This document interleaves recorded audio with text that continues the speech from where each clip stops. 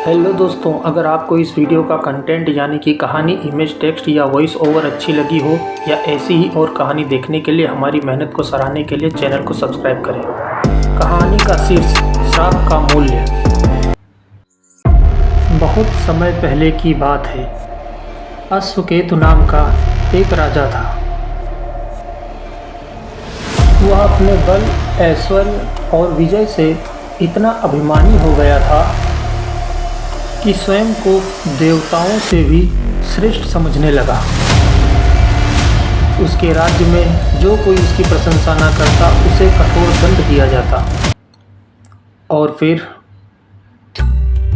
एक दिन राज्य में एक वृद्ध तपस्वी ऋषि दिव्यानंद आए। उनका तेज अपूर्व था। वे वर्षों से हिमालय में तप कर रहे थे। वे राज्य की जनता को धर्म, करुणा और सेवा का मार्ग दिखा रहे थे। जब राजा अश्वकेतु को पता चला कि प्रजा उस ऋषि की बड़ी श्रद्धा करती है तो उसका अहंकार जाग उठा। राजा ने ऋषि को राजमहल में बुलाया और कहा, हे तपस्वी, तुम्हारा तेज देखकर लगता है तुम स्वयं को मुझसे बड़ा समझते हो। क्या तुम नहीं जानते कि मैं इस भूमि का स्वामी हूँ? ऋषि ने शांत स्वर में उत्तर दिया, राजन, मैं किसी से बड़ा या छोटा नहीं, मैं तो केवल सत्य और सेवा का साधक हूँ। और फिर यह सुनते ही राजा क्रोधित हो उठा। उसने ऋषि का अपमान किया, उन्हें बंदी बनाने का आदेश दिया और राज्यसभा में उनका उपहास उड़ाया। ऋषि दिव्यानंद ने गहन मौन के बाद कहा, राजन, तूने धर्म का अपमान किया है। तेरा अहंकार ही तेरा सर्वनाश करेगा। मैं तुझे श्राप देता हूँ, तेरा राज्य छिन्न भिन्न हो जाए, तेरा ऐश्वर्य मिट्टी में मिल जाए और तू उसी प्रजा के सामने गिरेगा जिसे तू तुच्छ समझता है। श्राप देते ही ऋषि वहाँ से चले गए। कुछ ही समय बाद राज्य में अकाल पड़ा। फसलें बर्बाद हो गईं। शत्रु राज्यों ने आक्रमण कर दिया। राजा की सेना हार गई। उनके मंत्रियों ने भी साथ छोड़ दिया।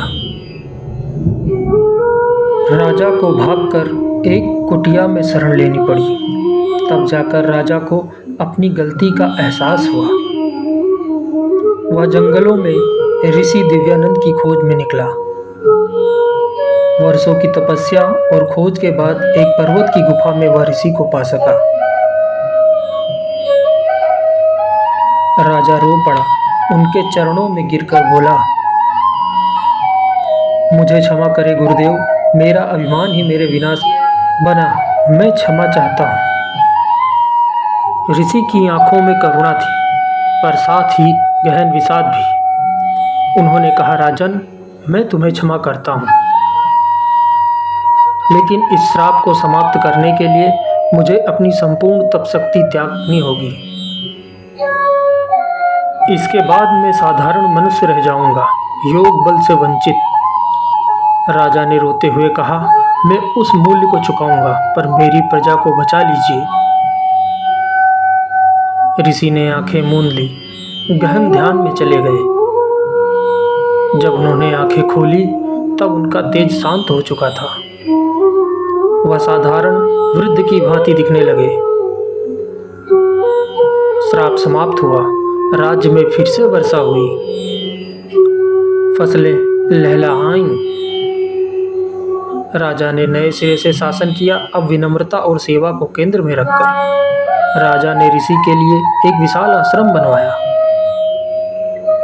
जहां से ज्ञान की ज्योति पूरे राज्य में फैली। कहानी की सीख। अहंकार चाहे कितना भी शक्तिशाली लगे, वह अंततः विनाश ही लाता है। क्षमा, विनम्रता और सेवा ही सच्चे राजा की पहचान होती है। दोस्तों, अगर आप चाहते हैं कि मैं और भी मनोरंजक और प्रेरक कहानियाँ लाता रहूं, ताकि हम सबको हमारी भाषा पर गर्व हो और हमारी संस्कृति को बढ़ावा मिले, तो इस वीडियो को लाइक करें और चैनल को सब्सक्राइब करें। धन्यवाद।